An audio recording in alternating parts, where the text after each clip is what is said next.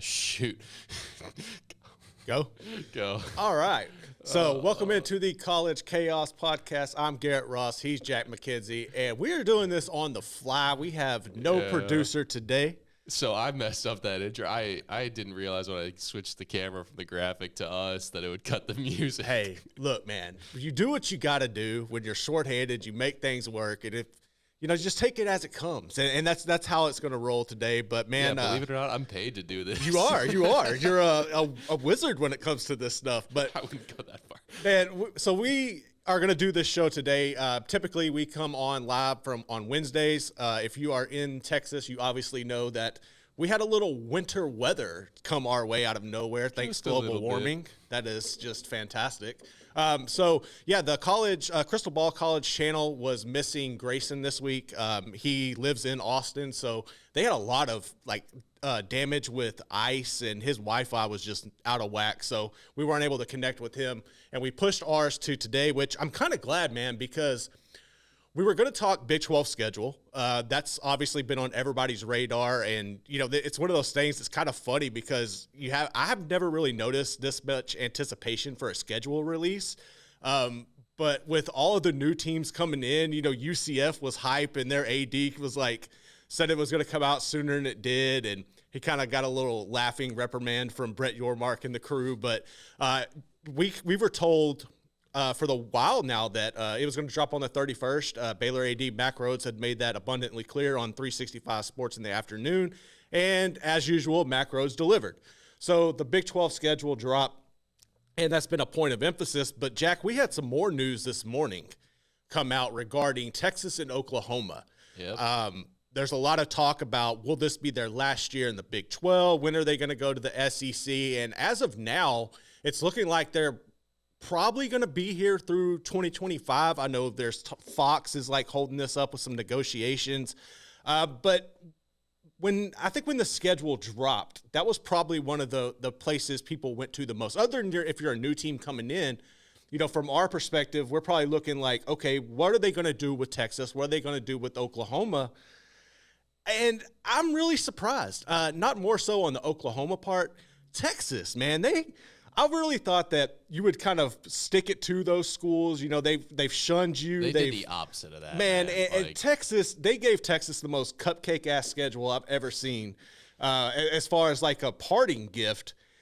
And let's just kind of get into this. What were your thoughts when you were looking at this schedule regarding those two programs? Let's break it down real quick. Rice, cupcake. Wyoming, cupcake. Houston, I don't know. Honestly, they don't have a lot of individual cupcakes, but the biggest point for me, they don't leave the damn state between week 2 and week 13. Yeah, I don't understand how you do that. How do you let them get away with that? It's funny. I think one of the biggest questions coming in was, are they going to be matched up with Houston? And are they going to have to go to Houston and not NRG, but you're going on the campus? And they did that. The Big 12 made that happen.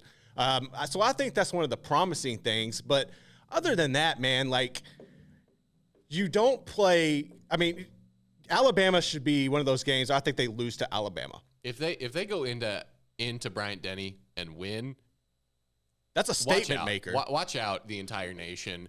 Texas would actually then be, dare I say it, back, and we'd all have to deal with it.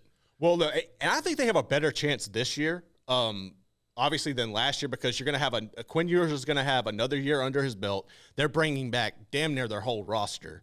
And then for me, Alabama right now, you're trying to find an offensive coordinator. You don't have a defensive coordinator, which, that's nothing new. Nick Saban has been able to navigate those waters before. The bigger concern for me, if you're Alabama, your quarterback situation. You've been lucky, man, in Tuscaloosa to just roll out NFL caliber players year in, year out. That's a bit of a jump to say lucky. It's what they do. Yeah, but look. They're not going to be perfect at it. They're not going to keep it going at all times. But lucky, that ain't luck, man. I don't know. Because, look, to me, that's – all right, look at every other program in the nation. That's not something you see year in and year out. Oklahoma had their run, and then last year was kind of a step back. I know that was Gabriel's first year. Is Alabama every other program in the nation? No, but look at their situation this year. You have Milroe as your guy, and from the small sample size we saw from him last year, I'm not impressed. I know he was a stud in high school here in Texas, but at his arm, I'm not sold on it. Some of the passes, the reads, that's just not up to the echelon and the caliber that the Tide are normally seeing. So when I'm looking at this matchup with Texas, you've got the better quarterback from the jump, whether that it's got to be Quinn. I'm not even going to get Manning in the mix right now. It's going to be Quinn. So I like Texas. If Manning's playing that game, Texas ain't winning that game. If Manning's playing in that game, then there's some bigger questions there. Quinn Ewers has got to be the guy. I don't think there's any doubt Quinn Ewers is going to be the guy. So I like Texas in that matchup. I mean, I think pound for pound, caliber for caliber player, they can hang with the Tide. I know. I mean, let me revert that back. For most part, they can hang with the Tide. Alabama's going to be the depth is always there, but at the skill positions, I think Texas is going to have an edge in that matchup. I could be wrong, so I think that's a dub. Yeah, jumping down a little in the schedule, they've got at Baylor and Kansas. Basically, heading into Red River, if they are at 3-2, they're probably a little disappointed, right? Yeah, you would be. I don't think they're 3-2 there, though. I mean, I think. Between Baylor and Kansas, like each game individually, I'm sitting here thinking, yeah, they should probably win that. But together, those are neither team will be a pushover in my mind. Texas should be favored in both, but yeah. Well, see, with Baylor though, we really don't know what you're going to have coming back. I mean, you're going to have a quarterback battle. Obviously, with Blake Shapen and Sawyer Robertson that come in from Mississippi State. Like I said, Texas should be favored. They should be favored in that matchup.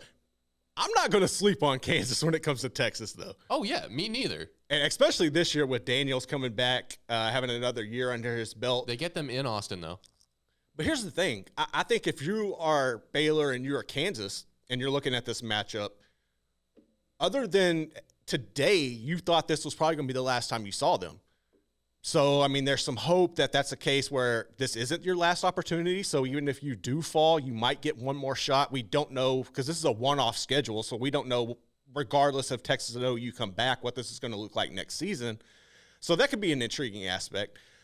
You do get Oklahoma. I think that one, I mean, every year that one's so hard to call. I mean, that's one of those where it doesn't matter the roster. So getting into this a little more, let me pose it as questions to you. Okay. Like, if Texas is hitting their bye with one loss, okay, what are your thoughts on their season? I think Texas will be in the Big 12 championship. I've thought that since. If they're there with one loss, you think they're in the championship game? That's the tricky. I think they could be, especially. All right, say their one loss would be to what? Oklahoma, you're saying? Or Alabama? Okay, yeah, hell yeah. If their losses to Alabama, yeah, they're going to be in the Big 12 championship game. You know, and then, I mean, so then you have to go and look at Oklahoma's schedule. So Texas isn't going to play Oklahoma State. So that's one that you can't really match up and say, you know, like say if Oklahoma gets beat. That's something that's big for me here while we're breaking these schedules down. How are they deciding who makes it to the championship game? That's the thing. And that was one of the questions I had. And I think that's a question everyone has. You know, and that was something that Smokey had asked Macros the other day. And he threw out that there's like 15 possible scenarios, you know, that could be kind of jokingly or whatever.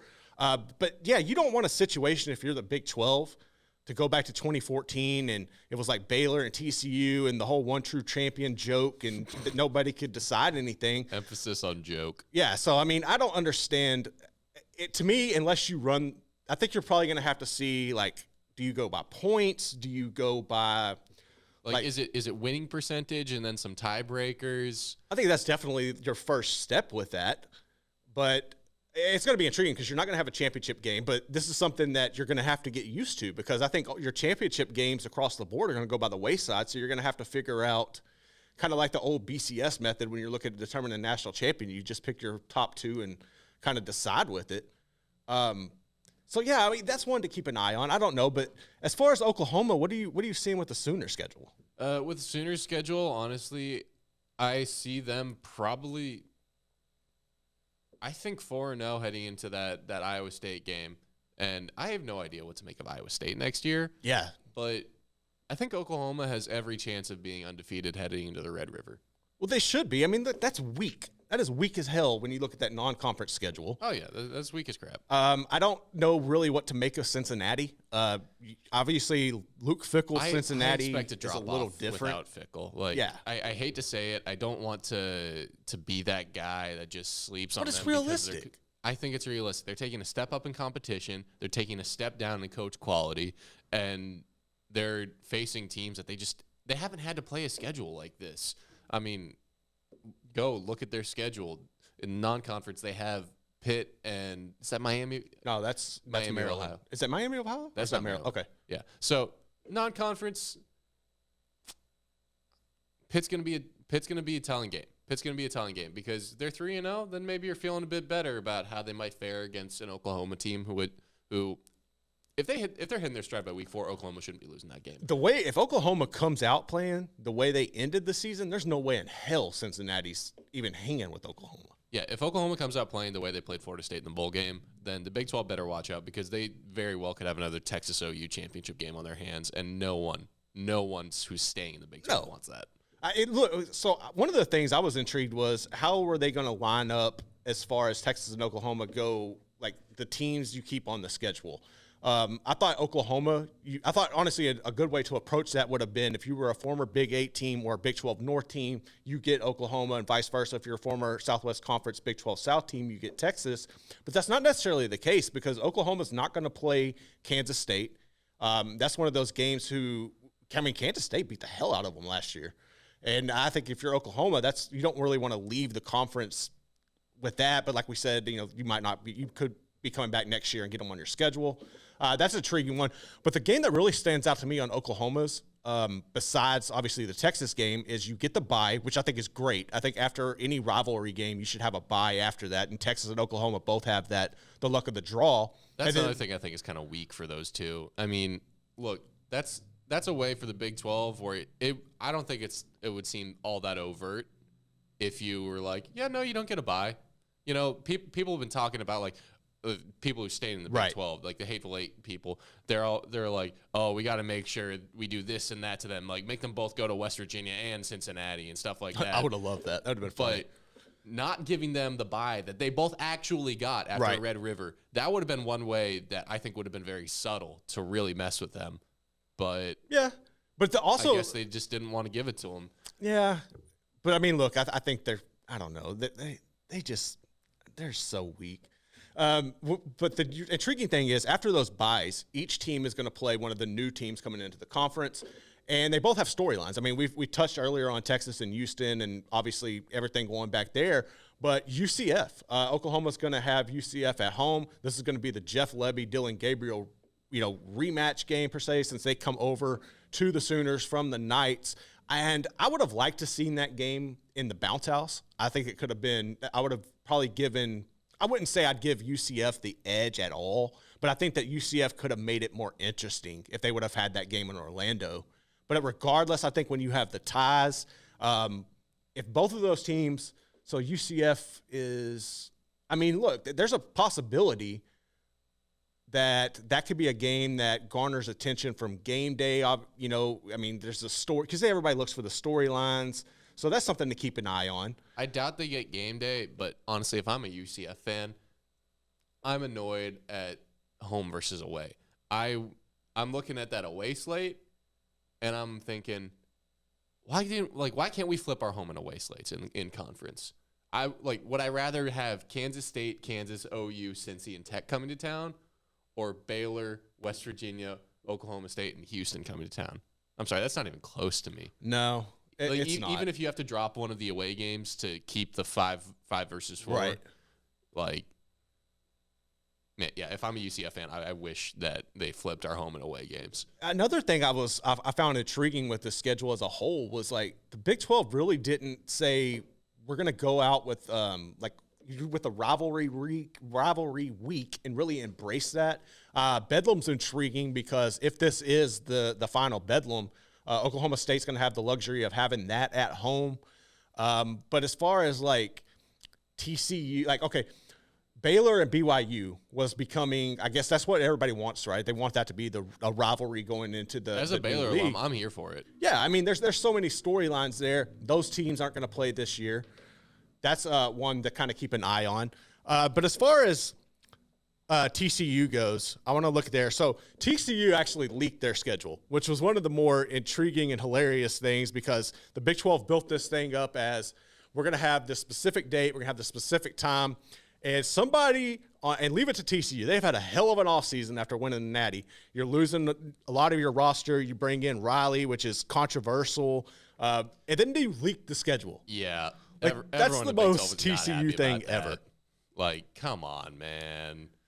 You got a brutal road schedule, though. You're going to have to go to Iowa State. You got to go to K-State, to Tech, and to Oklahoma. And then you don't have a bye until week 8. Like, I feel like TCU's got one of the harder schedules out there. My hardest is probably going to be BYU, but what are your thoughts on TCU's schedule? I mean, I think you're right. I think that their non-conference is pretty freaking weak. Yeah. But, I mean, looking at the way conference shapes up, those first 4 games, they should win all those, even if they're with the away. First 5, yeah. Sorry, I was really just looking at the first 4. Yeah, first 5. First 6. Like, they're a good team. They're a really good team. So I'm just trying to look at it like if any other school got this slate, I'm thinking, man, that's a pretty inviting schedule. They could really succeed there. I will say, when it ramps up, it ramps up. It's relentless. Those last 6 games, I mean, the only thing I can think to make it that much tougher would have been BYU away. Right. They've got BYU at home, but then they have to go to Manhattan. They get their bye, and then they've got 3 Texas schools in a row. Like, those 3 Texas schools, they are going to be so ready to rip those guys' heads off. Absolutely. To get back at them for last year, especially because of how close a lot of those games were last year. Texas and Baylor, they were both this close. Yes. They're going to come back with a vengeance. And then they have to finish with OU, who, if they're playing well, that could be a conference title game participant decider. It really could. As from my OU perspective, I don't think TCU is going to be in the conference championship this game. And having to go to Ames. No, please dig into that more. I don't. I mean, look, you have so much roster turnover. You have a new coordinator coming in. I know you have Chandler Morris there, but this is a guy who didn't play last year. He's going to have to learn, I wouldn't say necessarily a whole new system because the philosophy should be the same. And I think Sonny Dykes' influence on the offense is probably something that got lost in the shuffle there for some people. So I don't think it would be that much of a learning curve, but you're not going to have your playmakers. Quentin Johnston's gone. Your only true playmaker on offense, both of your running backs are gone. You're going to lose some offensive linemen. Jared Wiley's going to come back from your tight end, and I think that's somebody you're going to have to rely on a lot. You got a lot of high-caliber recruits coming in, but as we've seen, there's always a learning curve there. Not everybody's going to be Evan Stewart at A&M and just come ball out as a freshman. Defensively, do you feel like the losses are there too? Yeah, I mean, Travis is gone. Some other people in the secondary are gone. You're losing some linebackers. Yeah, I think there's a lot. All right, I'll put it to you like this. I think TCU heading into this season is facing a very similar situation to what Baylor dealt with last year. And the fact that your schedule is backloaded like Baylor's was. And to be clear, you are not a Baylor homer, Baylor alum. If we were to get into it, I'm an LSU fan. I try to keep a level-headed perspective on all of this and treat everything as, professionally as I can. So, no, I'm not a Big 12 I just want to say that because I'm loving what you're hearing. No, I mean, that's the way I see it. And I think you got to look at it from an unbiased perspective and just be realistic with the situation. I would love to see TCU come out and have a good season. I'm not a hater on the Frogs. I wore the damn LaDainian jersey. I was pulling for TCU in the Natty against Georgia, which we see how that turned out. But no, I think you have to be realistic, man, and you got to take everything into consideration. I just don't see a way that they make it back to the championship game. I think that you're probably looking at 1, 2, 3, 4, 5, 6. That's honestly the most interesting thing about their schedule because I fully agree with you, but I also think they could start 6-0. You could go 6-6, and then you could go 6. I don't see that happening. What I think is honestly, if I had to sit here and make a prediction about TCU season today, right now, I'd say they start 6-0.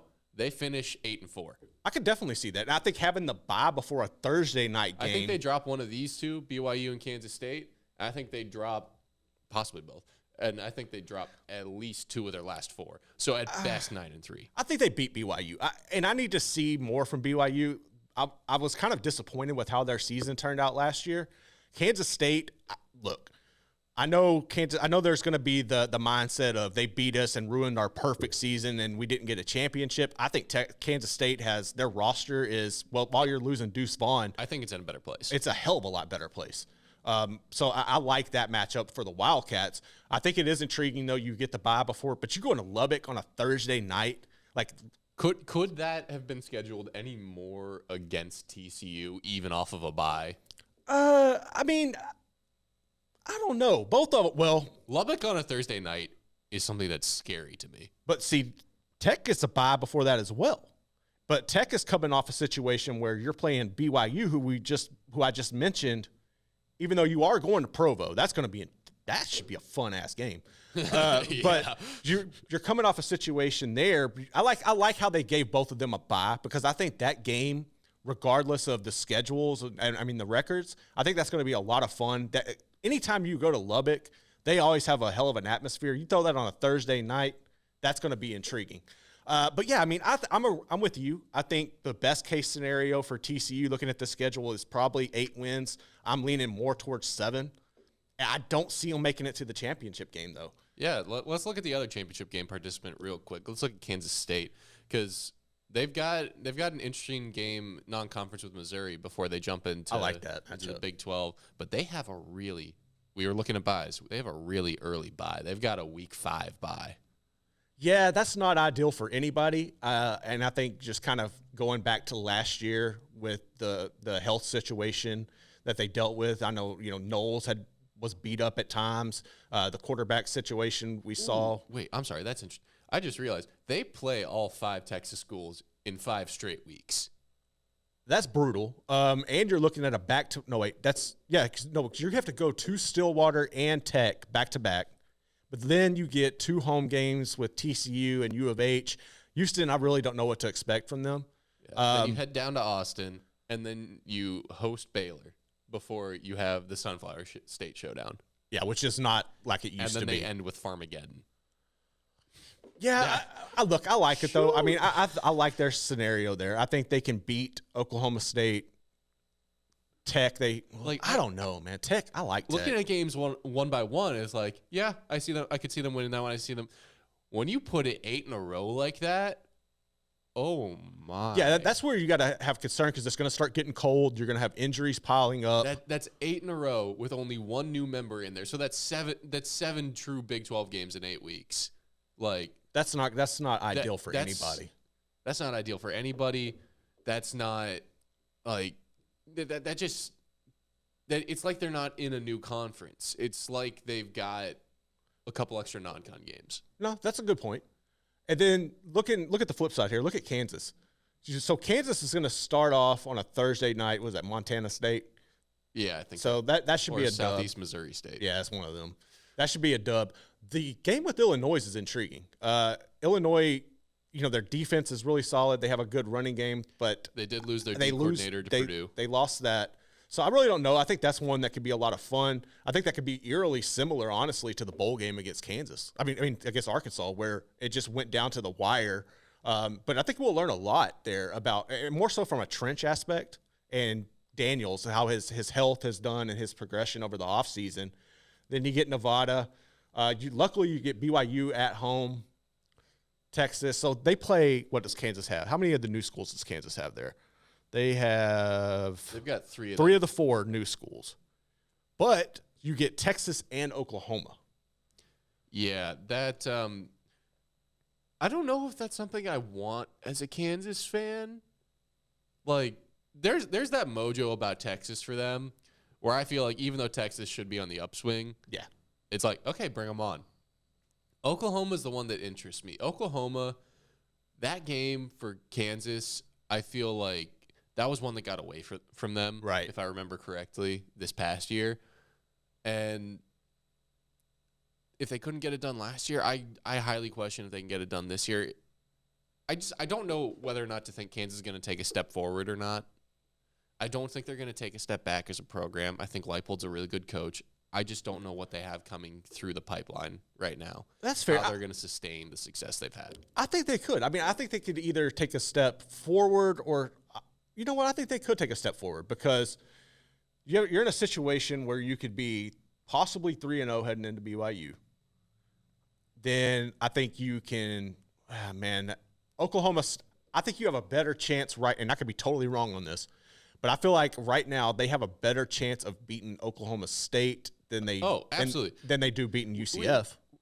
We've talked about this.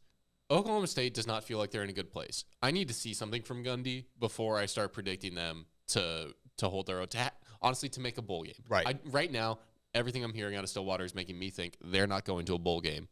So yeah, I think UCF is a bigger challenge than even going to Stillwater. But I think also, look, you have the bye before Oklahoma. I like so you got that bye right there. Who does Oklahoma have before there? Oklahoma's got a bye. No, they play UCF.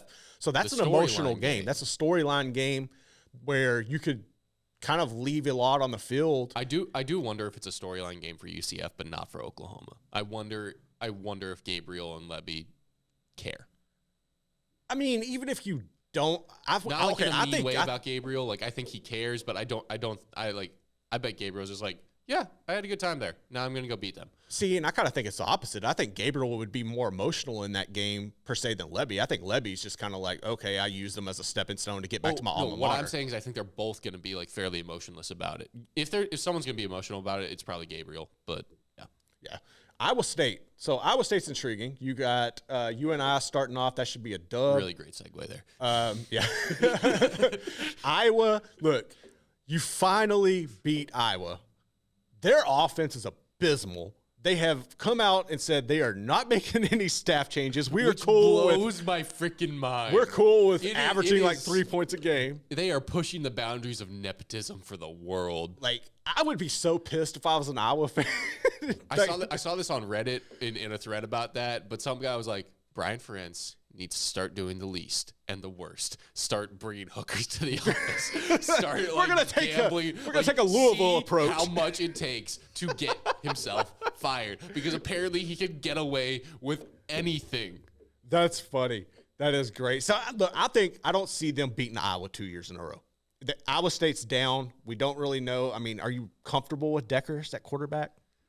Comfortable? No, but I mean, he's a younger guy, right? Yeah. But I think he's also going to have a slim margin because J.J. Cole, look, the future of the quarterback position for Iowa State, I feel really confident in. J.J. Cole is going to be really good. Or he has the potential to be really good if he's developed properly. It's one of those situations for me where I'm sitting here thinking, like, it's not you have two quarterbacks, so you have none. It's actually, in my mind, you have a quarterback who should be better than he was last year. Absolutely. And if your young guy beats him out, even better, because he's clearly better.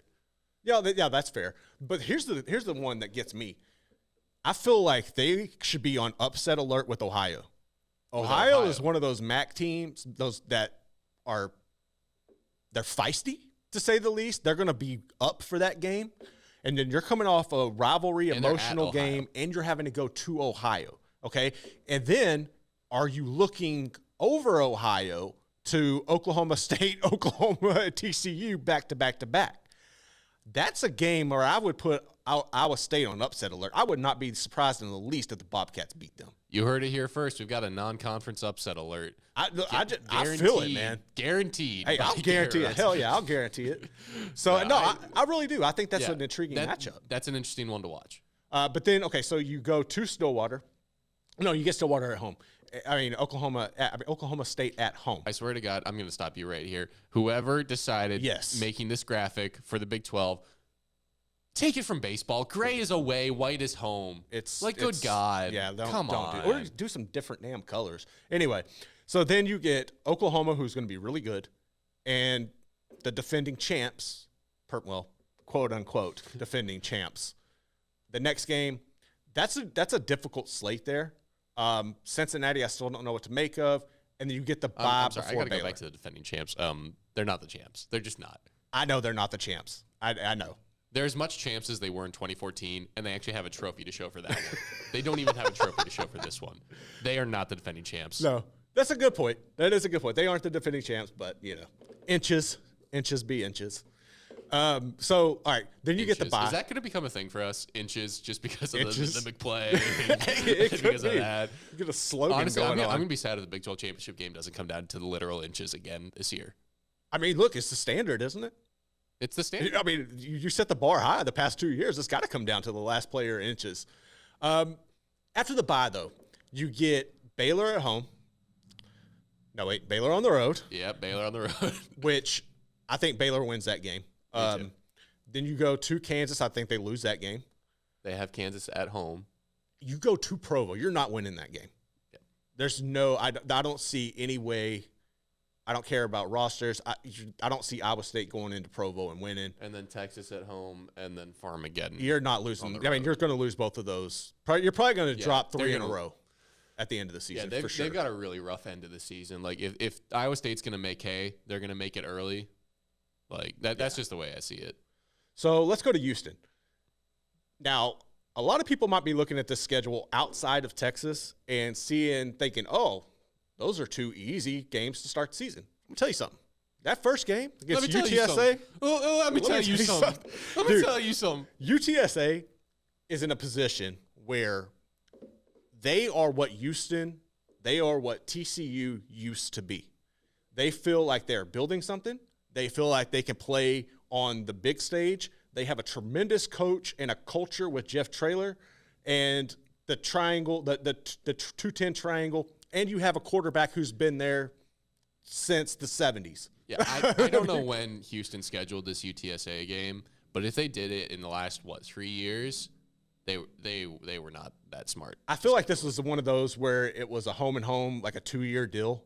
But if you look at this game last year in the Alamo Dome, this took triple overtime, and U of H barely got out of there with a dub.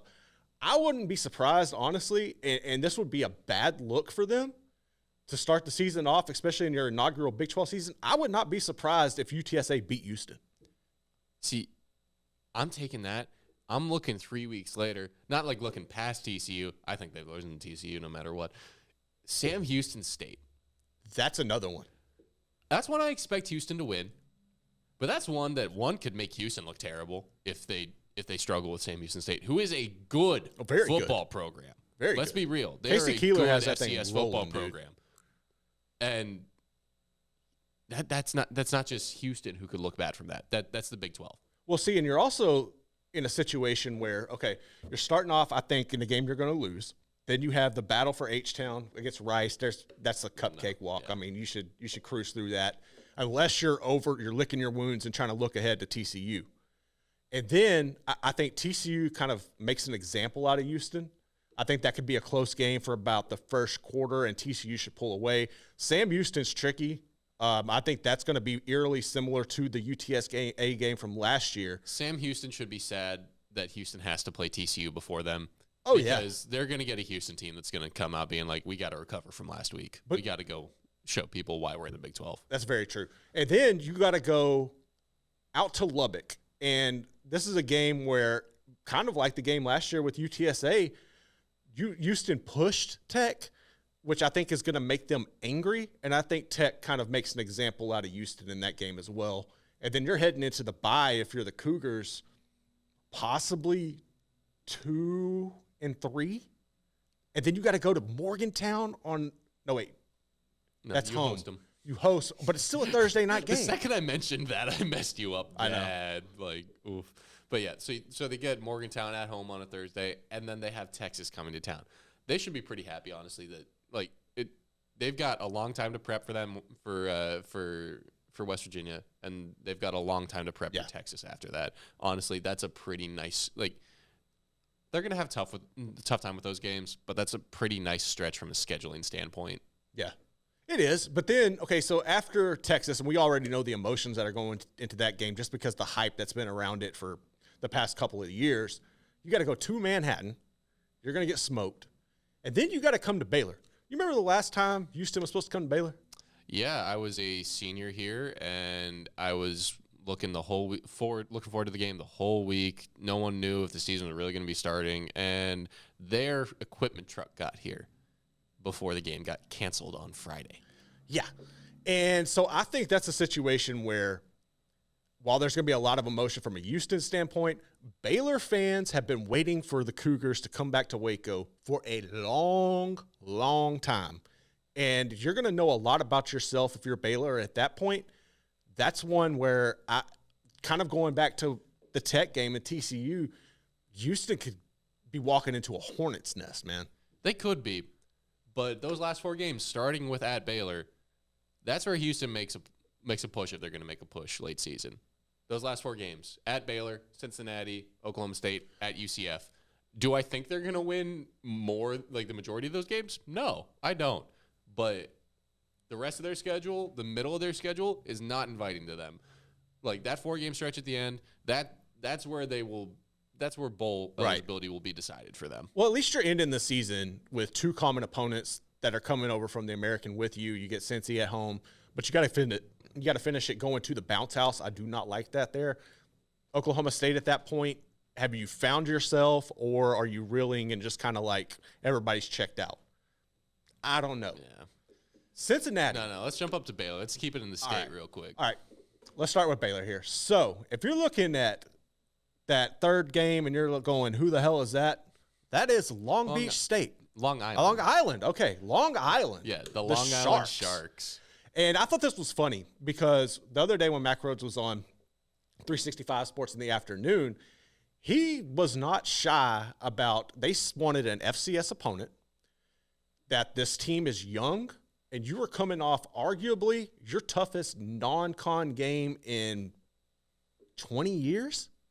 Yeah, I didn't even follow Baylor back before then, but all I know is through their run in the Bryles regime, they played cupcake after cupcake in the non-con. Utah is the best team they've played non-conference since I've been following. But I've lived here in the general vicinity my entire life, per se. I lived in East Texas for a little bit as well. Baylor has never really played anybody major in non-conference. You know, and I understand back in the day you didn't want to because Nebraska and everybody, A&M and everything, that was going to be difficult. So I like this, and I wish Baylor would do this more often. I'm hoping this is kind of like a glimpse of the future to come. They did this, I guess they really started kind of with BYU. Maybe I'm slighting BYU and saying the 20-year thing, but now that's a conference opponent. I like this matchup. I really hope that this is something where Baylor, because Baylor's recruiting the hell out of the state of Utah. And I think that opened the doors with the connections with Mateos and Grimes. Obviously, now you got your running backs coach coming in as well, who spent some time at BYU. So I think they have some familiarity in Utah as a whole. If you could start playing the Utes year in and year out and turn that into like a non-con rivalry as well, I think that's a good footprint. But that's a game where I don't like Baylor's chances. I don't know the status of Cam Rising right now. I know he was hurt. That's going to be the key, and is where he's at. But the thing is, not like Utah shouldn't have the advantage either way, but that's going to be a big key. But see, another intriguing thing is you're thinking, okay, this is a home game, and it is, but there's so many kids from the state of Texas on Utah's roster. Their parents are in the Metroplex. I think we're going to see eerily similar to when BYU came to Waco a couple of years ago. There's going to be a lot of red in them stands. Yeah, there's going to be a lot of red in the stands. They're going to be loud. Baylor fans, you and I both know, we hear a lot about how not great Baylor fans are, how they don't show up when they really need to, how they like wait for the teams to show, like to prove that they're great before they come.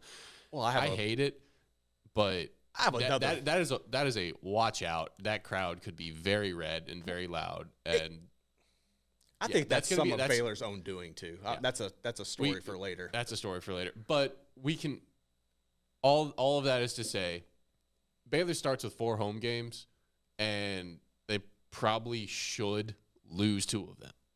Oh yeah, because that 4th one is Texas. Yeah, I think you lose 2. I think you're going to drop Utah. I think you're going to get beat by Texas, and then. But hold on, before we get into the UCF game, the one benefit if you're Baylor is we talked about earlier when I was talking about TCU is last year with Baylor's schedule, most of your games were on the road. You get 8 games at home this year, which is beautiful if you're covering it. But it's also great to just keep it at home, try to build up that atmosphere. from rest standpoint, I just like those matchups. I think it's great that Baylor has 8 games at home. Now, can they take advantage of that? That's the bigger question for me. But your first road game is the bounce house. You get to go to UCF, and I know these teams have met prior. See, I'm not really worried about the bounce house. If there's something I know about Dave Aranda's football teams at Baylor, is that they need energy around them. It doesn't have to be for them. They just need energy around them. Man, I don't know, dude. I think they play worse on the road when they go into a place that doesn't care. If they were going to Houston, I would be nervous. So Morgantown doesn't care? Morgantown cares. That's why they have never trouble won up there. there. Yes, that's what I'm saying. Right, that's exactly like. Actually, no. Shoot, that's the opposite. That's what I'm saying. You're right. My bad. But Morgantown's crazy. The bounce house is going to be crazy. Yeah, that really defeats my argument. Dude, I'm telling you. And look, that really game is sandwiched, and that game's sandwiched between Tech, who is now a rivalry game, and Texas. Like, dude, that first 5 games, you're looking at a situation where you could easily be 2-3 heading into the bye. Maybe this is the homer in me. I don't buy it. But I do not think Baylor has one. There are 6 games before the bye, so you can't be 2-3. I don't think Baylor has a losing record going into the bye. At worst, they're 3-3 heading into the bye. I'll play devil's advocate. I bet they do. You bet that they have a fourth. You bet they drop all the conference games plus the Utah game. Yes, I do. I'll say that right now. Look into the camera and say it right now. Baylor will have 2 wins heading into the bye. They will be 0 in conference play. Wow. You are confident in that, man. You are really confident in that. Look, I felt the way I did last year, that they would only win like max 7 games, and they did. I think you still got to figure out who your quarterback is. I need to see some receivers actually step up. You lost your entire offensive line. I know you got some transfers coming in. Let's see what they can do there. Your defensive line, you got Franklin and Hall coming back. Other than that, you're going to have to replace the nose tackle position with Apu, who took up double teams 95% of the time. Your secondary is in flux. You got a lot of young talent coming in. You had 2 of your most, while it was hit and miss, Neal and Walcott are gone. So, yeah, I think there's going to be a lot of learning curves. You have staff turnover once again with the running back position while you're loaded in that room. Is Tay McWilliams going to be back? I don't know. You know what you're getting out of Reese. Is Shapen even going to be your damn starter? Yeah. Okay. If you're the devil on the shoulder, I gotta be the angel. Let's run it down. What do you start with? So I'll start with the defense. Okay.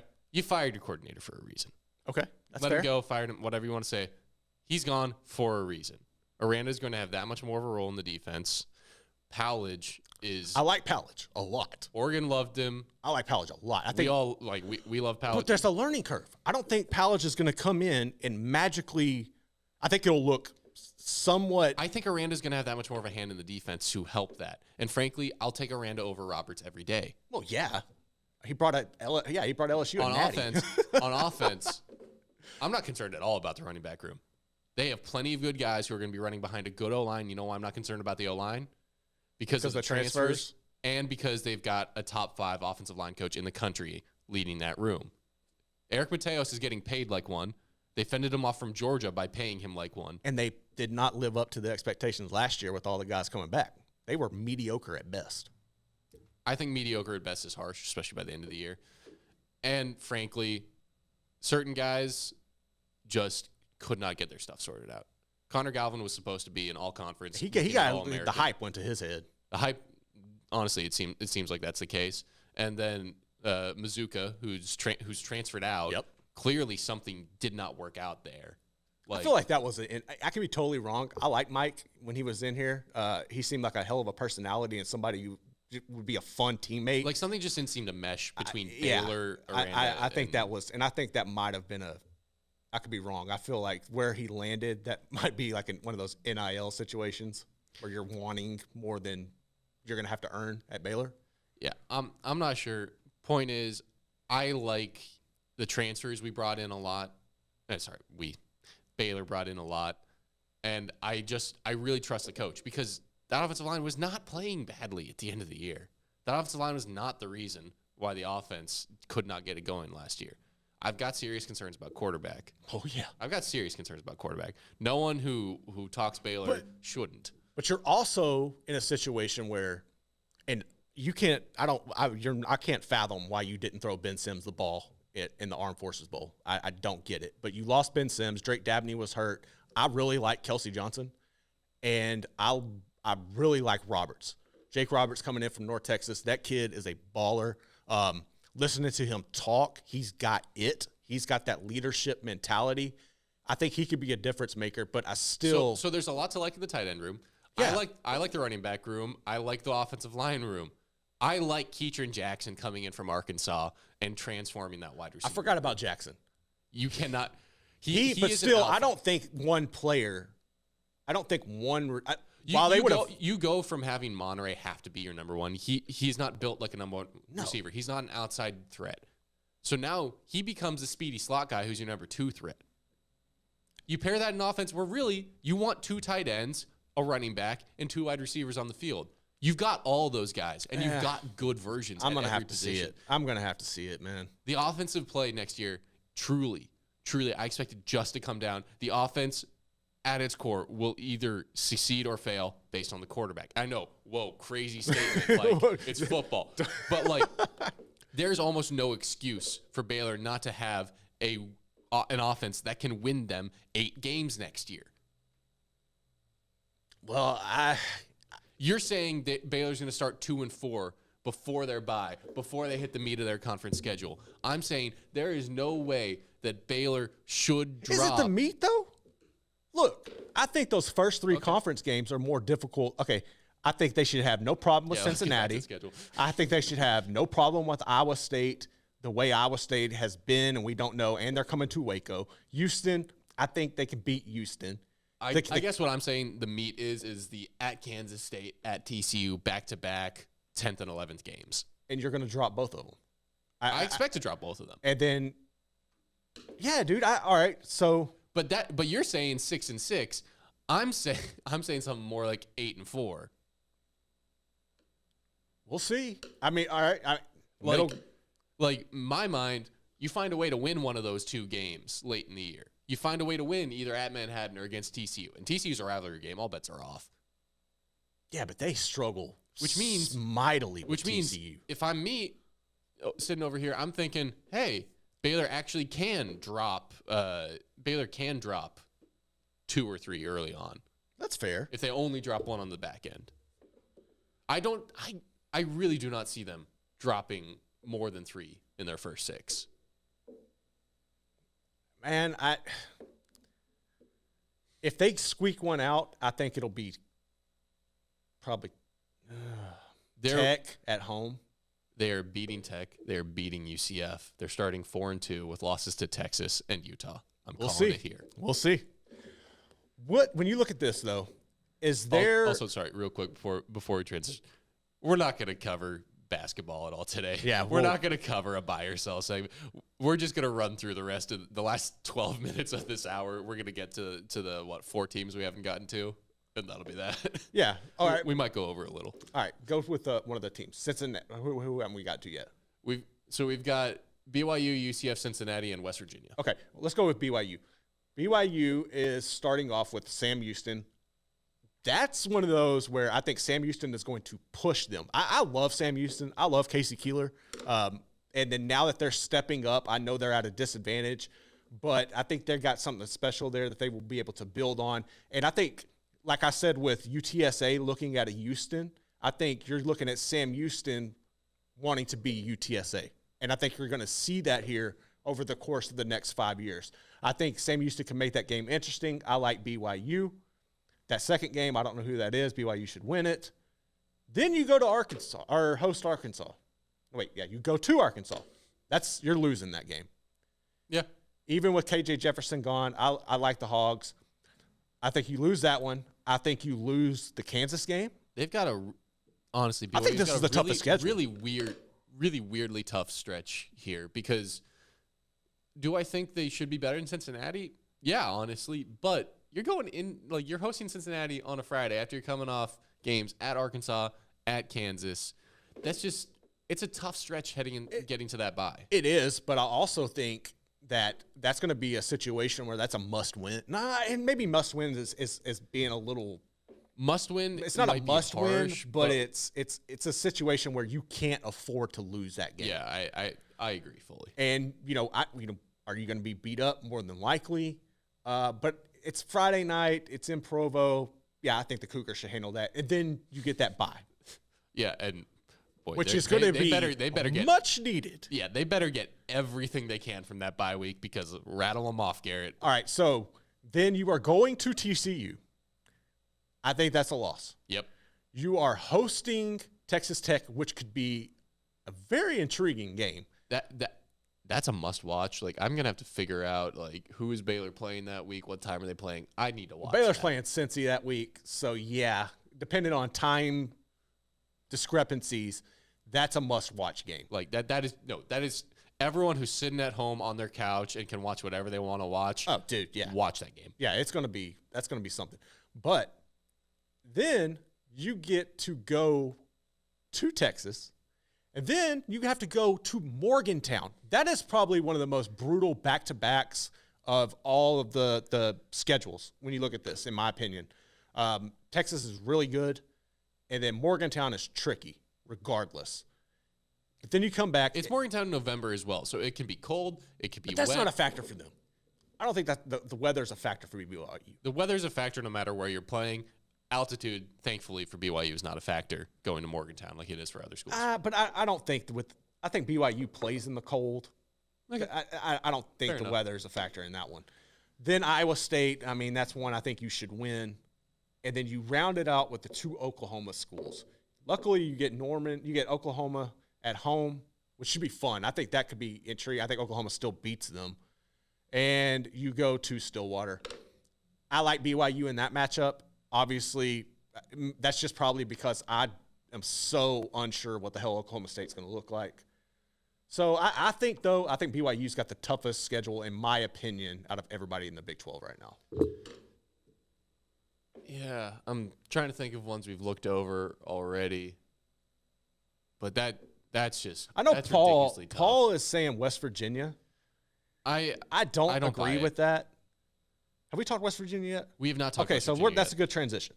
So I think you lose to Penn State. Duquesne. You lose to Penn State. You beat Duquesne. The backyard brawl is obviously it's a rivalry game. Yeah, but is Pitt going to be that? All I'm saying is anyone could win that game. Anyone could win that game. But at least you got three home games in a row. Important. That game is so important. Penn State's a very important rivalry game because it might not be much of a rivalry these days. But historically, Penn State's going to be good. Penn State's going to be good. So you're going to lose that. You're going to beat Duquesne. You got a toss-up. And then you host Texas Tech. Who's just going to beat the hell out of you. More than likely. More than likely. I don't see you beating TCU. I don't see you beating TCU. And by the bye week, this is why Paul on 365 Sports thinks that West Virginia's schedule is the toughest. It's that start. It's having 4 games before the bye that you could all definitely lose. You could start 1-4, and your coach could be fired, and your season could be in shambles. The program could be in shambles, and all of a sudden, you might lose everything on the back half. You might go 2-10, 1-11. I think you can make an argument that's no more difficult than Baylor's start. Yes, there's no way. I think you're right. So that's one I don't understand. I think Paul is overweighting the possibility of your coach getting fired. I think Paul didn't really look at the back half of the schedule, didn't look necessarily compared to the front half of others. Love Paul, and he's not wrong. It's a really tough front half. I just don't think it's the toughest in the conference. Yeah, I think for me, and everybody's got their own opinion. Paul's great at what he does. I think BYU, though, to me, it has a tougher schedule than West Virginia. So after the bye, you go to Houston on a Thursday, which that's going to be intriguing because Dana Holgorsen and the way things ended in West Virginia were not pretty. He hates West Virginia with a passion. I think the people, if there are people in the administration still around, hate Dana equally. But I like Dana Holgerson getting that dub in a revenge game against his old program. I just question whether or not, like, what the talent disparity is there between Houston and West Virginia. I honestly think it's probably not much because West Virginia has that's so a many genuine people. question. That's not like I'm going to ask this question to make a point. No, honestly, it's a great question because I think the way West Virginia lost so much talent last year, and then you had people transferring out left and right. The quarterback situation was what it was. I think Houston, while they have struggled, I think they have. That's one matchup for Houston. I think where their roster can be as close to equal as possible with the Big 12 teams that they're coming in to face. Yeah, honestly, and then they host Oklahoma State, and then have to go to the bounce house. But I mean, that's nothing unusual for them. Oh no, wait, yeah, it is. Yeah, that is going to be unusual. I think going to the bounce house, they're going to get the hell beat out of them. I think you're overrating the bounce house a bit. I honestly think you're overrating the bounce house a bit. Not the environment. I just don't think it has that effect. We'll find out. I think if it had that effect, even though they should be more bumping this year because they're finally in the Big 12, I do think if it had the effect you want it to, I think we would have seen better records from UCF over the last couple of years. That's fair. But if you're not familiar with it, I don't know. I like Gus Malzahn. I like the talent. I like the energy. I think they are excited to be here, probably more so than Cincinnati, per se. I think Cincinnati's reeling right now. I know we touched on their schedule a bit earlier. I don't know if we dove into the back half too much. Did we? Probably not. So, all right, heading into the bye with Cincinnati, I think you are looking at probably 3 losses, 4 probably 4 losses. And then you get back-to-back home games with Wait, Iowa. where's the 4th loss? That's not Maryland. That's Miami. We went over that earlier. I know. Even if that's Miami of Ohio, I mean. No, they're winning 2 games before the bye. Hands down, easy money. I'll make that bet every day. Fickle didn't leave them with nothing.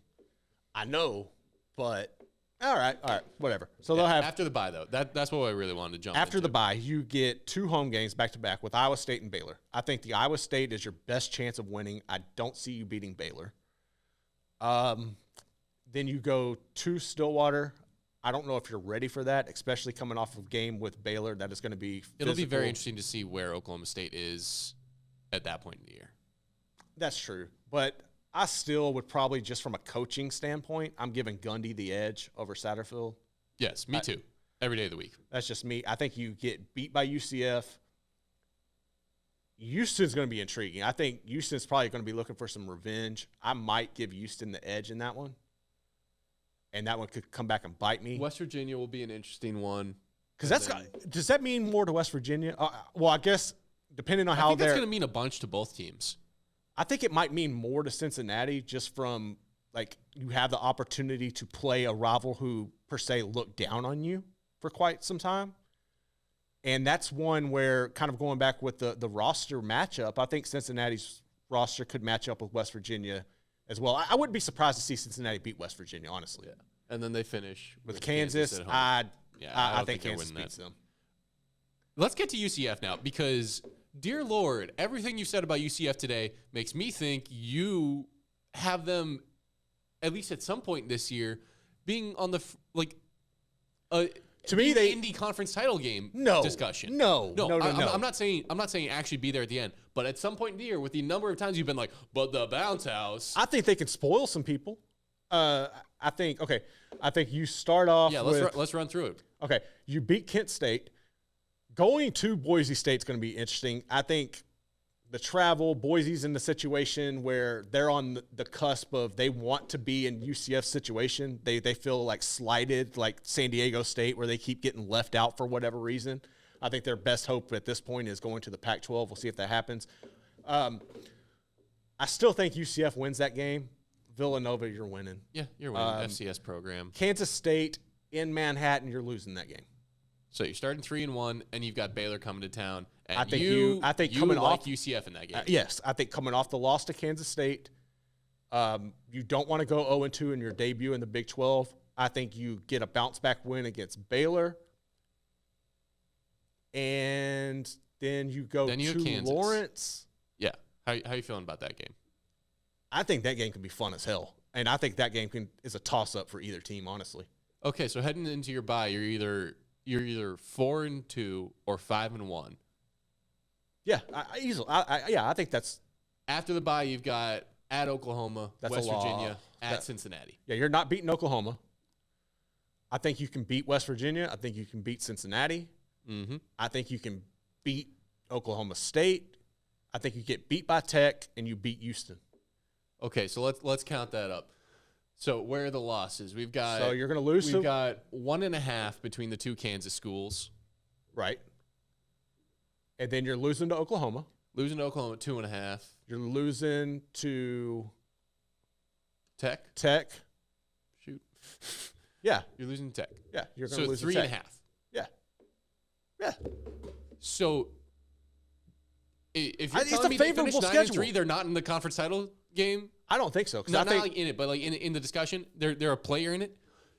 So I'm just trying to get No, I this don't. clear. Like, you really think that they are going to play a significant role, not playing a significant role by playing that game against Tech? Are they not playing a significant role in the title game? Like, are they not playing a really deciding role? In I could see how you can say that. See, you don't like. I say this with love. You don't like that I'm pushing you towards this because you're high on UCF. And when I frame it like they are helping decide who makes it there that late in the year, you're like, oh, wait, no, I don't know about that. Well, I mean, it's a possibility. I just think that when you lose to Kansas State and you lose to Oklahoma and you're going to lose to Tech, that's why I think their losses are what's going to be the deciding factor. I'm not saying this like they'll have a shot. I'm saying it where they get to week 12. Heading into their game against Tech, and it's, well, we need a bunch of help from Kansas State and OU losing. But if we beat Tech, we're in that third spot. I think they finished in the top. They could. Let's see. You finish Hold on, with 3 conference losses. You're in the top half, easy. Probably like the top 5. Yeah, I think they do finish in the top 5. Yeah, I think they can. I think that's crazy. No, I think you're going to have Texas Tech, Oklahoma, Kansas State. Texas Tech, Oklahoma, Kansas State, TCU. That's not top 5. I think that, you know what? So are they top 5 or not? Because 3 losses, I think they are. 5. I think they can get in. I think they do better in TCU this year. Y'all heard it here first, folks. TCU is going to finish behind UCF in the Big 12. I think they will. I think TCU is going to fall. I really believe that. Say it to the camera. Say it to the camera. UCF will finish ahead of TCU in the Big 12 this season. Run and tell it. I need to get this cut up for social media. Run and tell it. Okay. So I believe that. We were at that point in the day. It is 1:03. We need to be getting off. Real quick. Garrett, who's playing in the title game? Who wins? Who's playing in the title game? You're going to have Texas Tech, and it's going to be Hook'em winning the Big 12. I stand by it. What a pick. Wow. Jeez. I stand by it. I've got Texas and Kansas State, and I've got – I know I said OU on like one of our first episodes. I've come around. I don't feel as good about OU, but I've got – shoot, that's going to be a tough call.